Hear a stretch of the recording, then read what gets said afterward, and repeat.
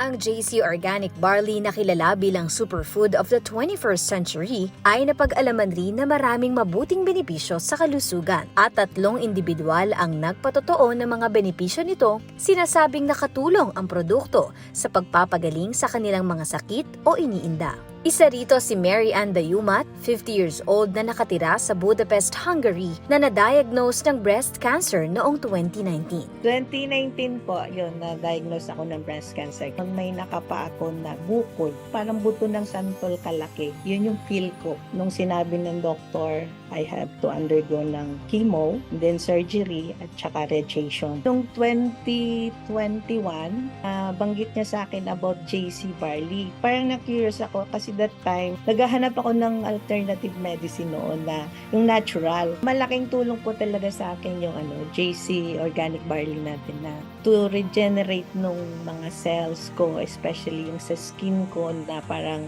dehydrated. Ngayon, I feel light na nakikita ko po yung progress ng itsura ko nung before ako mag-take ng barley at saka up to now. Ang laking tulong din po yun dahil every 3 months I need to go for a blood control. So, lahat po ng mga blood ko is normal siya. Samantala, ang 52 years old na online freelancer na si Alvin Tom ay ibinahagi na siya ay mayroong mataas na kolesterol na halos 1 dekada na.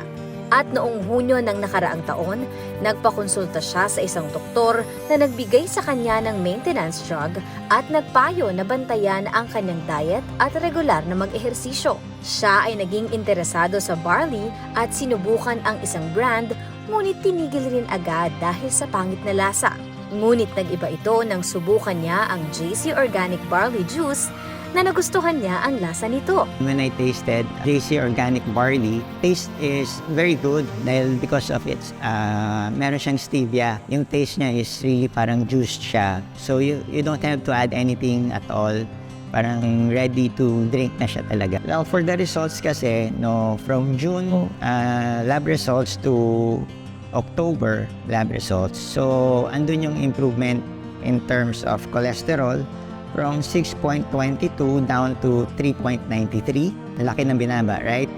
Which is pasok siya sa limit. And then LDL from 4.23 naging 1.93. And then lastly, yung triglyceride, 1.72 to 1.57. I'm happy to say na lahat siya nag-improve siya.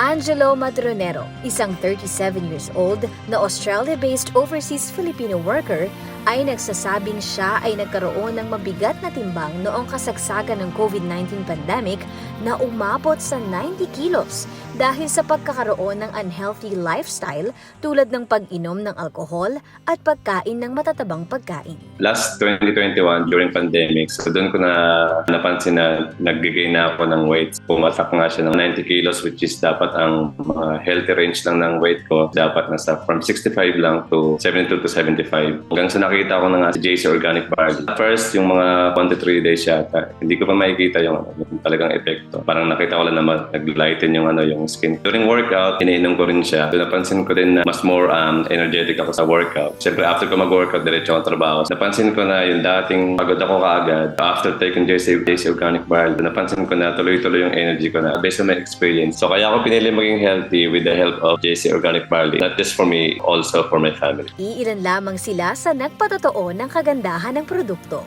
Maging kaisa nila at mag-switch na into a healthier you with JC Organic Barley.